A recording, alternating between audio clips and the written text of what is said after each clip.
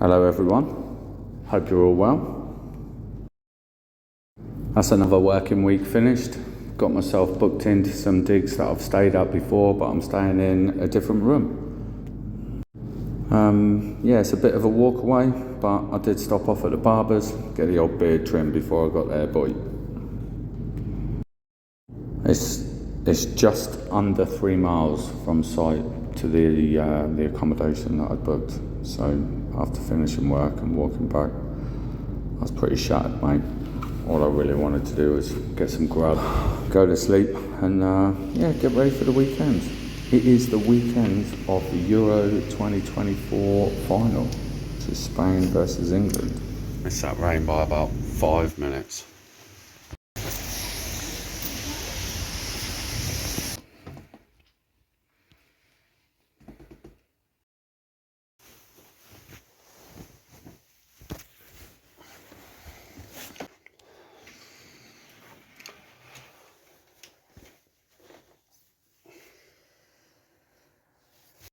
Morning. Have a nice little walk into town. I'm not really sure what I'm up to. I think I'm going to go and get myself some breakfast. Probably go Wetherspoons again. They seem to not really mind if you just buy a cup of tea and sit in there for 12 hours. So brought my phone charger. I noticed a lot of people working there, or it looks like they're working in there. Nearly every time I go in there, there's at least 2 different people that are always in there, and they're just sat at a table with a laptop. Bit of fly fishing, boy. I need a breakfast after that walk.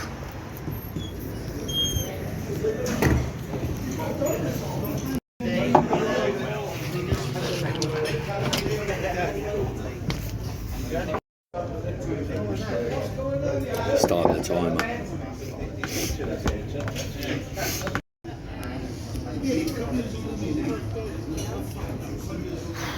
Had a nice big breakfast probably about 3 hours ago now. Yeah, I sat in there a good 4 or 5 hours. Nice and comfy, warm, loads of cups of tea. Lovely, mate.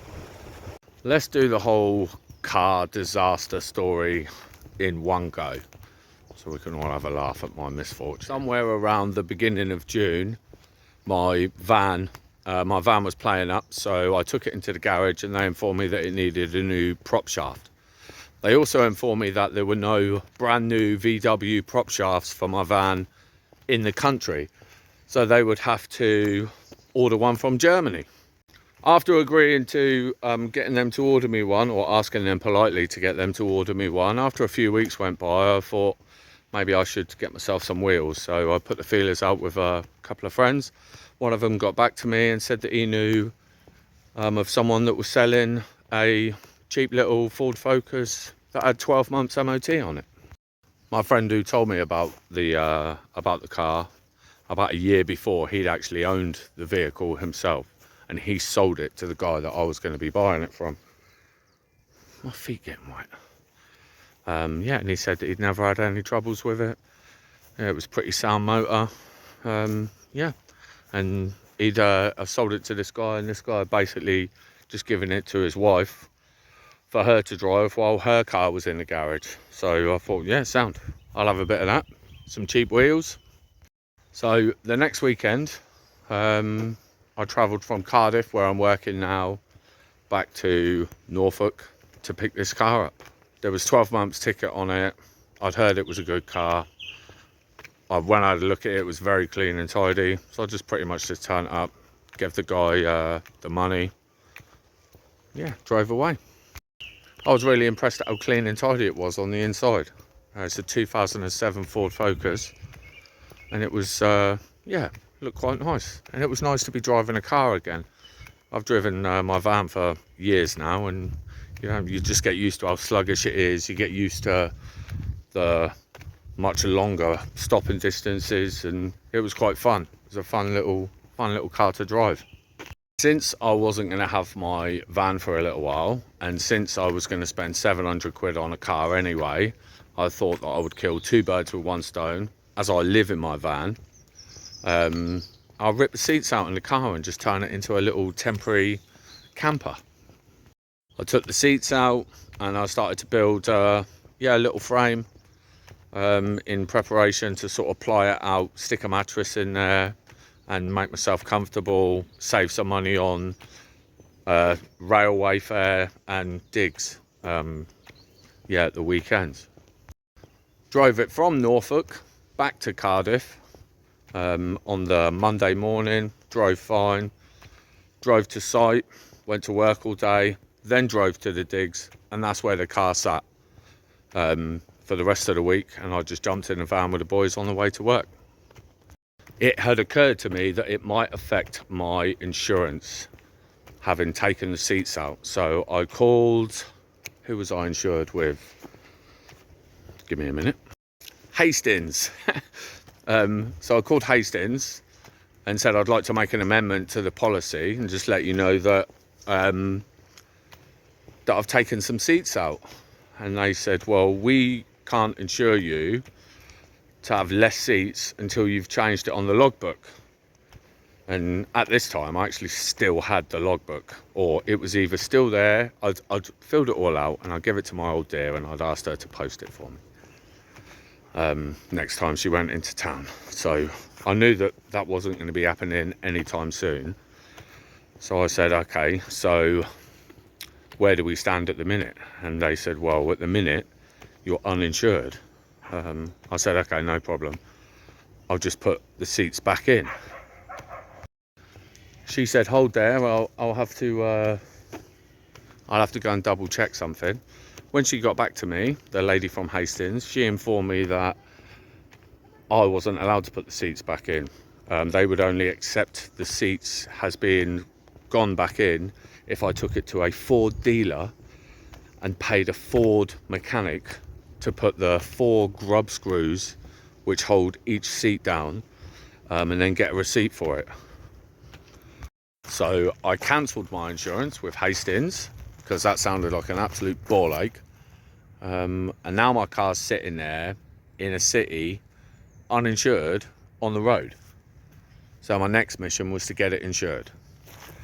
So I called Adrian Flux. When I was converting my van, I went onto Facebook and I was looking at, the best insurers that will basically insure you to have a camper van, despite the fact that it's not a camper van on the logbook. And people keep coming back with 2 companies, Adrian Flux and Brent Acre, because they just insure it as a modified vehicle, which falls under the umbrella of camper van. I think it's a bit of there's nothing dodgy about it. I just think it's maybe a loophole. I don't know. So I went with Brent Acre because that's who I had my van insurance with, and when I rang them I found out that they actually only insure vans.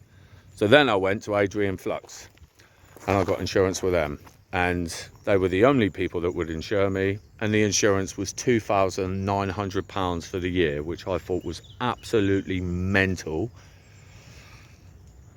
but I said yeah, and I gave them the initial, I think it was 300 quid, and then I was going to pay monthly after that. This is, by the way, after paying, the initial part with Hastings and then getting charged a cancellation fee. So I'm probably in 200 quid with Hastings.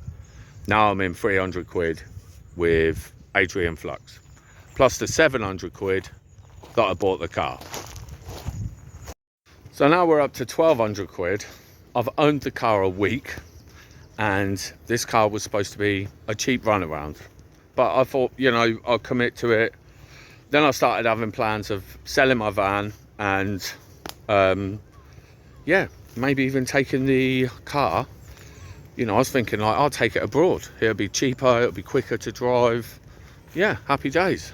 It'd be a bit more expensive, but I'll just have to make sure I get my money's worth by, really using it as much as I can. Use it as a camper, use it as a car. Yeah, I was actually getting really optimistic and enthusiastic about all the wild and novel ways that I could kit it out inside with the limited space available. So at the end of that working week, I chucked all my stuff in the car and I got ready to drive back to Norfolk where I'd planned to work on the car to at least get the bed finished, so that I wouldn't have to A, keep travelling back to Norfolk, and B, spend loads of money on hotels.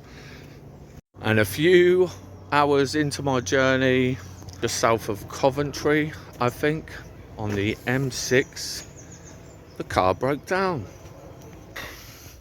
I called the RAC, and despite the fact that I am a customer of theirs, they wouldn't come and pick me up because I have a policy on my van, not as me, the driver, which is something that I'll never make that mistake again. So they wouldn't come and pick me up. They would update the policy to include the car, but they wouldn't do that and then come out and see me straight away. It has to be like 20 days or something. I called the AA. They would take me on as a new customer, but they wouldn't take me on as a new customer and come out and see me immediately. I called the National Breakdown and Recovery people, and despite the fact that I was in the middle of England, I'm literally in the Midlands, the National Breakdown Recovery people told me that I was outside of their radius.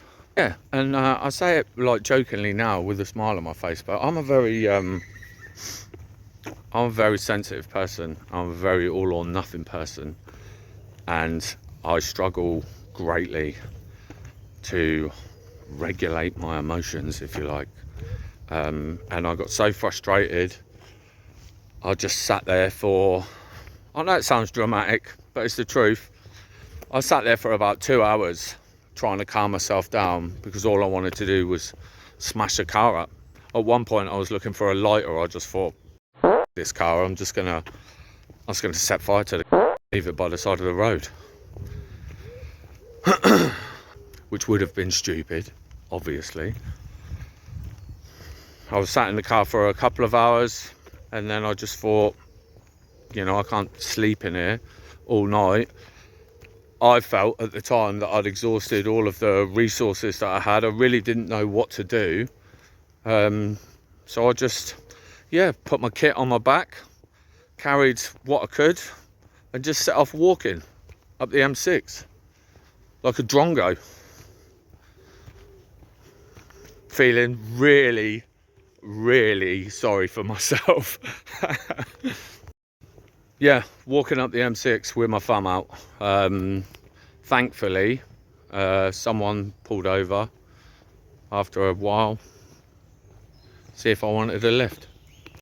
And even that got me in the mood, you know. This nice bloke pulled over in a very posh, very expensive Range Rover Sport. You know, I explained what had happened, and he just said, yeah, I'll take you to, there's a town called Rugby, which is nearby. He'd take me there. And I even nearly got the ump with him, because I'm stood at his doors. He's going, yeah, hop in. And I said, like, mate, am I being a wally here? Like, I can't get in. And he's going, yeah, you just pull the handle, mate. I was like, yeah, I've used the car before. There's nothing here. It's all smooth. And then because it's such a posh car, he pressed the button and these handles just came out of the side. And I thought, oh, right, sound. But he's literally the only guy that, that pulled over to help me. And I knew that, like, as livid as I was, just try and just keep hold of it, you know. It's like, he's really gone out of his way to do me a favour. It'd be counterproductive to start getting the ump with, like, someone that's offering to help, and selfish.